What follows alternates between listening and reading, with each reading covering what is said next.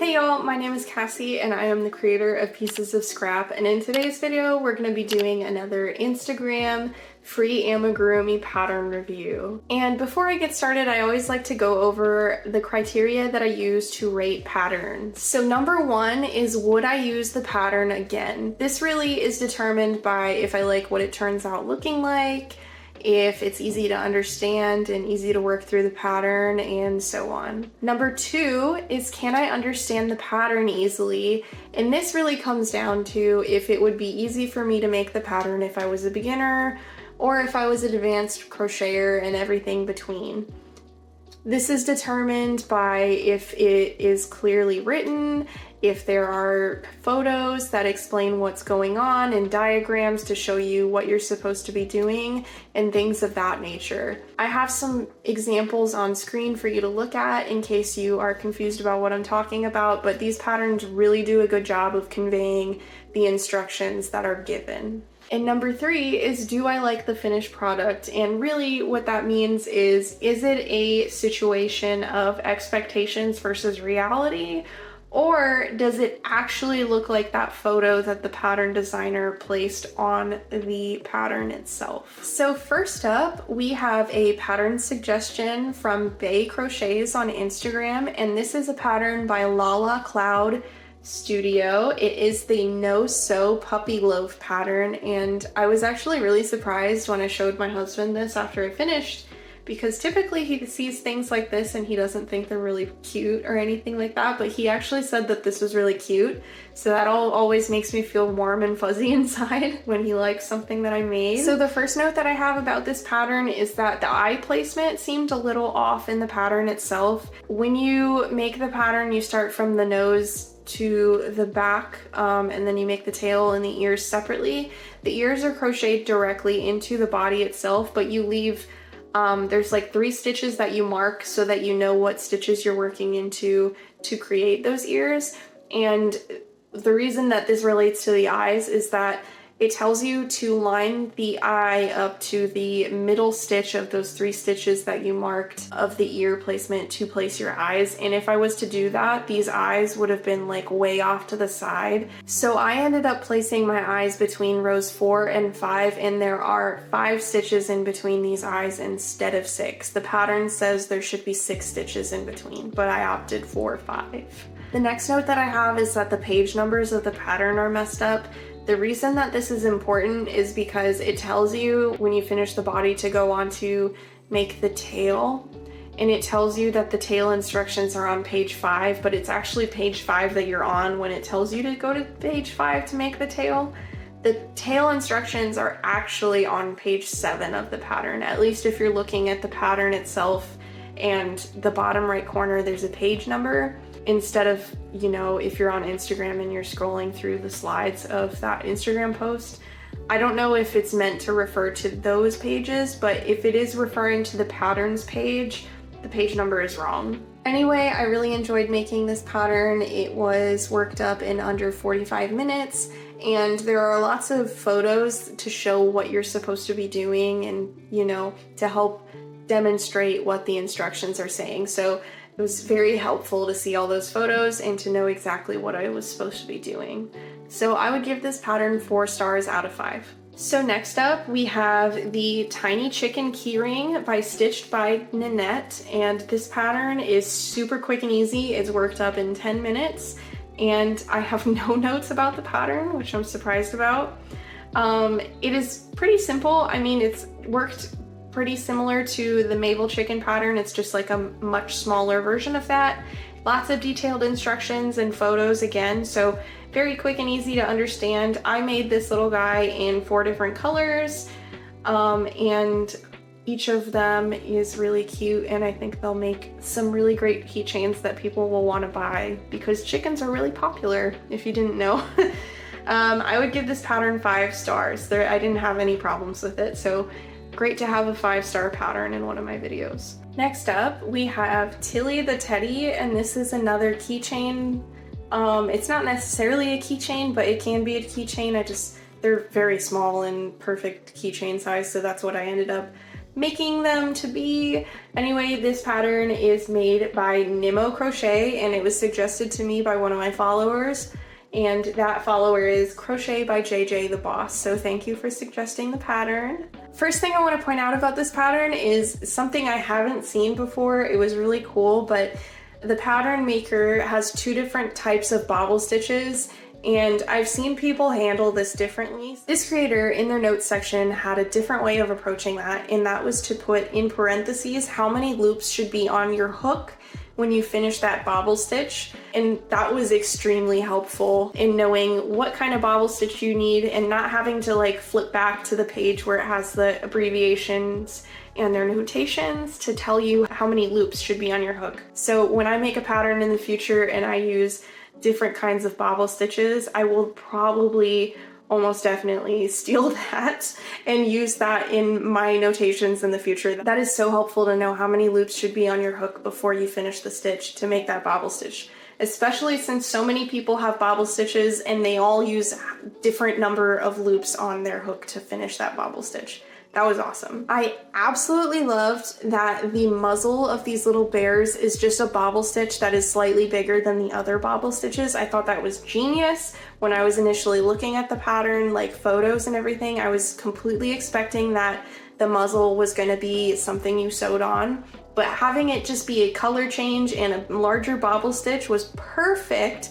And it's just like the perfect size to use a little safety nose too. I don't really get a lot of use out of my safety nose, but they just look perfect on these little guys. But yeah, this was a really awesome pattern. I loved it, and I definitely recommend you check it out if you're looking for some cute little keychains to sell at markets. I would give this pattern 5 stars out of 5. Next up, we have a pattern by a designer that I can't quite pronounce their name, but it sounds like Misiaki.Z.Innej.Paki. I hope that's correct. It's probably not. Anyway, this is the 2-in-1 long cat. This pattern comes with 2 different variations. There's the spotted cat, which has 2 different colored spots on it, and then there's just the solid colored cat, and it is super quick and easy and no sew, so that's always exciting. First thing that I noticed was the eye placement. It doesn't tell you how many stitches should be between the eyes. It just gives you like a general idea of where the eyes should go, which is always a pet peeve of mine. So I ended up having to go to the front page, look at the photo, and try to guess how many stitches were in between the eyes and then place them that way. The next thing that I noticed was that row 16's stitch count was wrong. It says that there should be 5 stitches, but it should actually be 4 stitches. Because of this, I ended up doing 1 single crochet, 2 decreases, and 2 single crochets to make the row 5 stitches instead of 4. And then finally, the ears are crocheted separately from the body and tail and everything. Like everything else is crocheted together. The arms and legs are bobbles and the tail is worked directly in the round.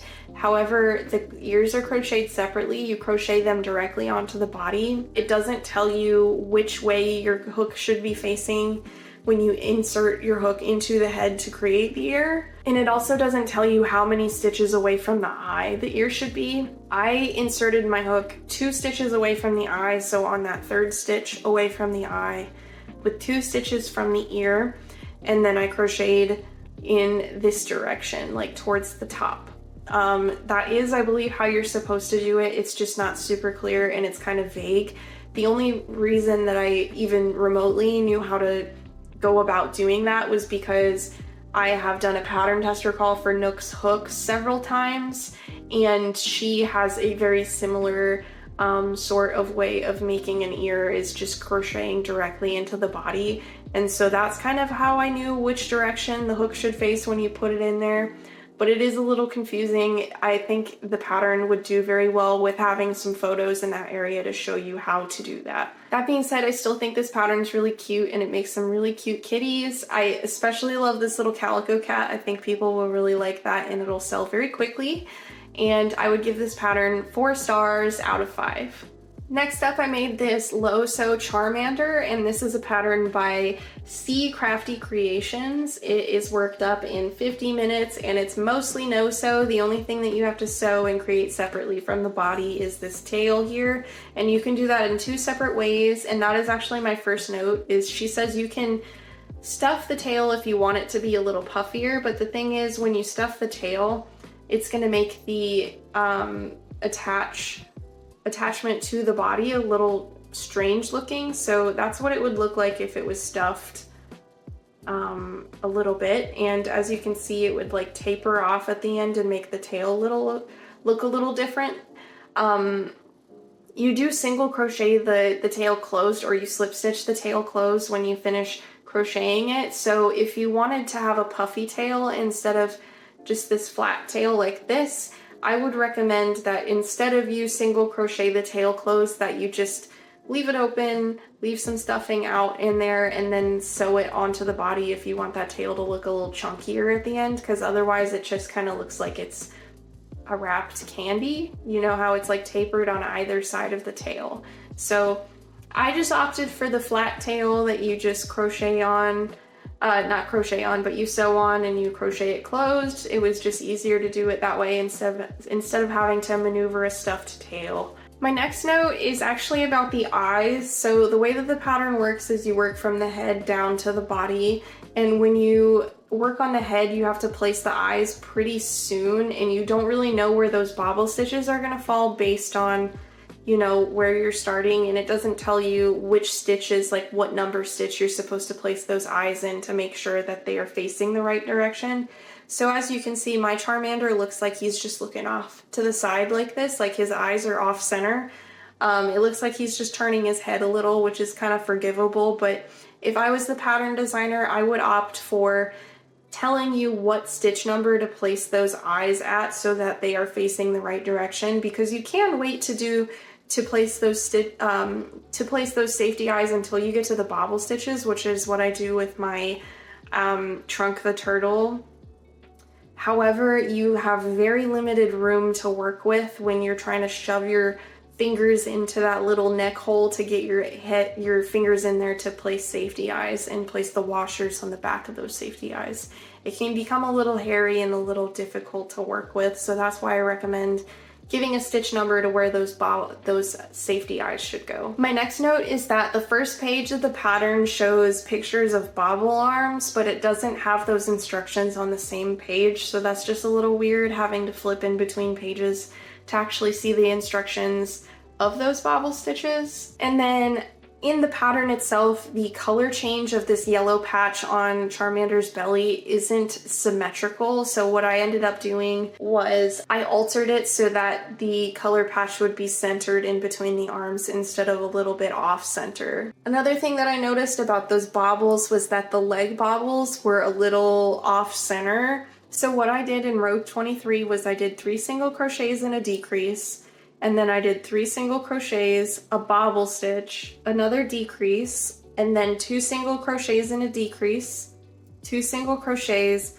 a bobble stitch, a decrease, and then I did 2 single crochet and a decrease. I did that twice, and then I did single crochet decrease to finish the row. The next thing that I noticed was the little flame on the tail. It has like kind of complicated instructions for no reason.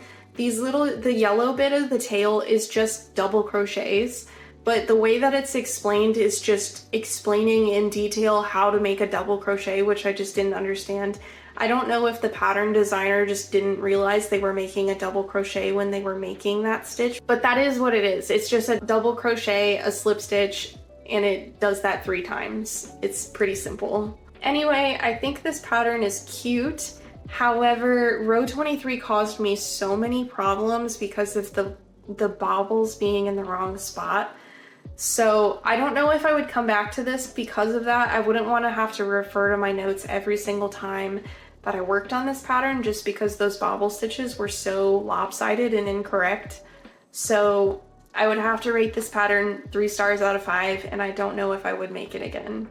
Next up, we have Patty Star by KnottieBaubles, and obviously this is a Patrick the Star from SpongeBob pattern, and her pattern also actually calls for felt eyes instead of safety eyes, but what I love about her pattern is it doesn't discount the fact that she uses felt eyes, and it actually tells you where to place your safety eyes if you're using them. My only other note was that the way that she does the shorts, so this is what her pattern by default makes the shorts look like. It's not a crisp line, but what I've learned from Nooks Hooks patterns is that if you, instead of crocheting just in both loops, if you just crochet row 10 into the back loops only of row 9, you'll get this crisper edge, so it looks like it's actually a cut off pair of shorts, whereas for this one, that line isn't as crisp. So you can definitely see a very subtle difference there, and I think it does look better. These will be really popular, and I would give this pattern 4 stars out of 5. It's really cute. The last pattern that I worked on for this video is the Flower Friend by Yarntastic Crochets. This pattern is a little bit of a more involved pattern because it takes you about an hour and a half to make, under an hour and a half to make. You make the arms, crochet them shut, so that always gets me excited when I see that. And then you make the legs, and then you do a no-sew version of this whole body. So you chain off of the second leg to attach the first leg to the second leg, and then you create the body. And then once you get to the row where you would attach the arms, you just single crochet them directly into the body. The only thing that you have to sew onto the body itself is the head. The head is made by first making the center of the flower, and then you attach your body color yarn to the back of the head, and you create a hole that becomes the neck hole that you sew onto the body. You stuff the head, close off the head, and then you come back and you crochet these petals directly into the front loops or something like that of the center flower bit of the head. The first thing of note about this pattern was that there's no instructions about how many stitches should go in between the eyes and how the position of the neck hole of the flower head is supposed to determine where your eyes should go. So I had to do a lot of finagling to make sure that my eye placement was going to be straight and aligned with the neck so that the eyes were facing straight and not like vertically or diagonally or whatever and messed up. So that is something I would definitely note in the pattern if I was writing it myself, is make sure that your eyes line up with the position of your neck hole so that they are facing straight. The only other thing that I noticed is the instructions for the petals. There's actually 2 different instructions for petals depending on what kind of shape of your petals you want. So I went for the typical flower petals, but there's also sunflower petals, which are a little bit pointier. When I was looking over those instructions, even though I didn't end up using them, it said to use a DB abbreviation, which I am confident they meant double crochet. So other than that, this pattern was really fun to make, and I really like how he turned out. I think he's really cute. A cute little flower friend. I would give this pattern 4 stars out of 5. So yeah, that's all the patterns I reviewed for this video. I did quite a few keychains, and I made lots of little things, and I think in the future I want to do a keychains only video. So if you have some ideas for keychains that you want to send me, make sure to send those suggestions over to my Instagram. Anyway, I hope you guys really enjoyed this video. If you did, leave a thumbs up and comment down below what of these patterns you're going to test yourself. And if you enjoyed this video and you want to see more content from me in the future, make sure you hit that subscribe button, and you can hit that bell notification button if you want to be notified every single time that I upload a new video.